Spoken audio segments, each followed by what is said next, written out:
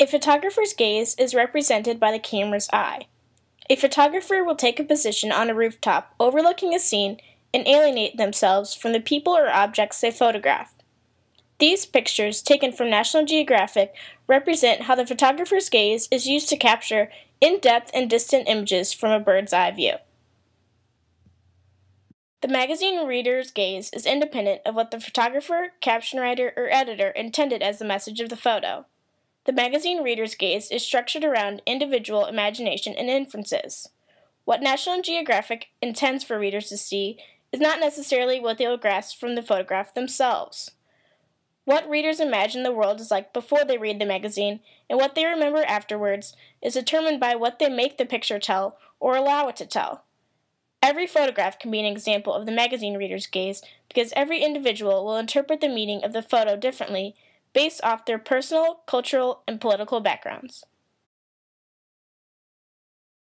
The non-Western subject gaze, also known as the gaze of the other, is determined by how and where the other is looking. This gaze can be categorized in 4 ways. The subject can confront the camera, look at something or someone else within the frame, look off into the distance, or not look at anything at all. The non-Western subject confronting the camera is the most obvious and common, representing nearly a quarter of non-Western subject photographs. The photographs we chose are examples of non-Westerners confronting the camera and looking off into the distance. A direct Western gaze typically shows a Western traveler interacting with a non-Westerner. National Geographic represents the Western traveler as a white, male or female mountain climber, explorer, or anthropologist. This gaze is known for showing Westerners incorporating themselves in a non-Western setting. The photographs we have chosen show a white female interacting with non-Western subjects. The body language in both photos represents the hopes in strengthening intercultural relations the West has with its global neighbors. The refracted gaze of the other exists in a way so that the subject of the photograph is able to see him or herself as others see them. Mirror and camera tools of self-reflection are commonly used in this type of gaze. These tools create a double of the self, a second figure that can be examined more closely than the original, a double that can be alienated from the self, taken away to another place. This gaze is known to form a sense of personal identity. The photos we chose show the use of camera tools to show a refracted image of the subject. Photographs are used to elicit emotional responses from people. They are not tapping into the intellectual part of the self, but rather are banking on an emotional reaction to garner interest and gain attention. It is often done in the hope that these emotional responses will be connected to people's pocketbooks and they will donate money. The photograph gives the reader an instant, a mere moment captured on camera upon which to base an understanding of an entire culture or region. The photos displayed in National Geographic represent a variety of gazes, but all come together to form opinions about others. The photographs used in National Geographic flaunt the stereotype of any colored person as the other, and display others' cultures in a way that is different from our own. Photographs used in this Western magazine appeal to people's emotions and create sympathy or remorse for the non-Western subjects. In 1985, National Geographic published a cover photo that has arguably become one of the most famous photographs in the Western world.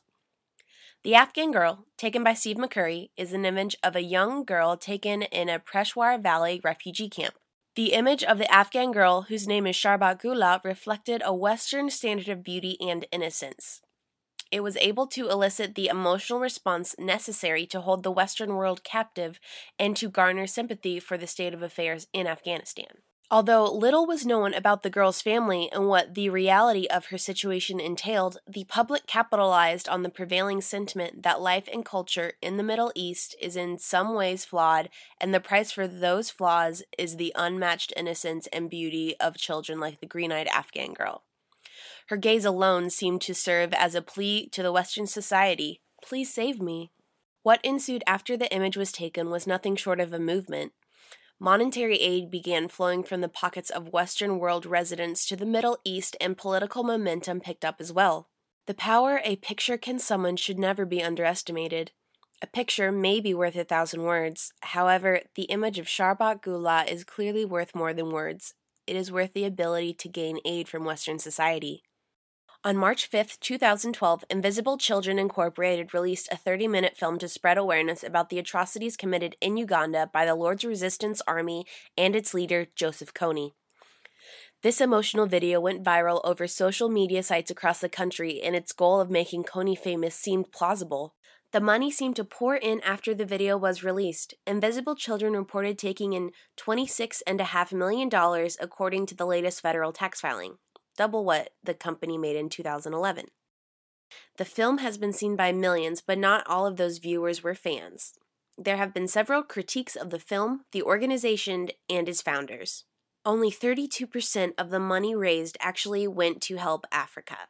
The rest went into expanding the organization's staff and new media production.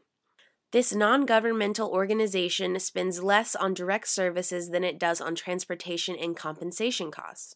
This is one of the several reasons that the organization only receives 2 out of 4 stars on charityrating.com. The reasoning behind this is that Invisible Children is not an aid organization. They just want to spread awareness. That is the problem. In order to end this crisis in Uganda, it will require aid, not awareness. The first issue with Kony 2012 is that some think it is highly over-exaggerated. Some believe Joseph Kony has not been in Uganda for quite some time. The Kony 2012 campaign brought to light the issue of neocolonialism. This was a campaign led by white men with a group of predominantly white Americans accompanied by African survivors.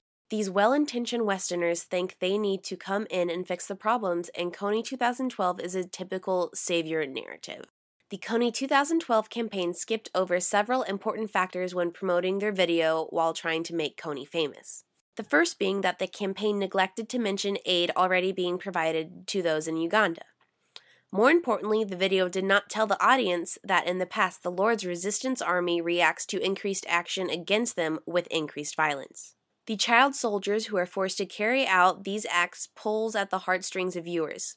This emotional response helps the Kony 2012 campaign gain supporters and garner donations, but when viewing other images from Invisible Children, a different story can unfold. In 2008, the filmmakers of Kony 2012 were photographed holding guns and posing with members of the Sudan People's Liberation Army, which has also been accused of similar acts of violence against women and children. Even though the goal of the movement was to make Joseph Kony famous enough to be recognized by anyone and making the feat of catching him easier, this is yet to happen. Since March, Invisible Children has produced yet another movie about Joseph Kony, but it has not seen the same success. When using media, as we have, it is important to recognize the way it is used and the message it intends to represent. In this case, we are using media to critique and analyze the ways that media perpetuates transnational violence against women. All media, including ours, exist to represent a specific image. Different forms of media, including photography, social media, and videos, use images of women and citizens of third world nations to portray their powerlessness in relation to images of Westerners. In response, we are using media in order to examine these images and messages and make consumers of media more aware. Rather than saying all media is bad or only my or our media is good, it is more important to learn to be critical of media, understand the messages, frameworks, and narratives presented in that form of media, and consume good media. Understanding and being critical of media and the messages that it promotes is one of the best ways to draw attention to and bring structural violence to light. For example, recognizing the way that media represents and portrays women, as well as the assumptions media producers and consumers make about women, both in the United States and other countries and cultures, helps us understand issues of violence and structural oppression. Using media criticism as a potential method to draw attention to structural violence means doing more than watching commercials and looking at pictures critically. We need to adopt a transnational feminist lens through which to view all types of media. It is not an easy solution. That means that your job is done after being dissatisfied with the mainstream media. Media criticism is something that is continuous and necessary.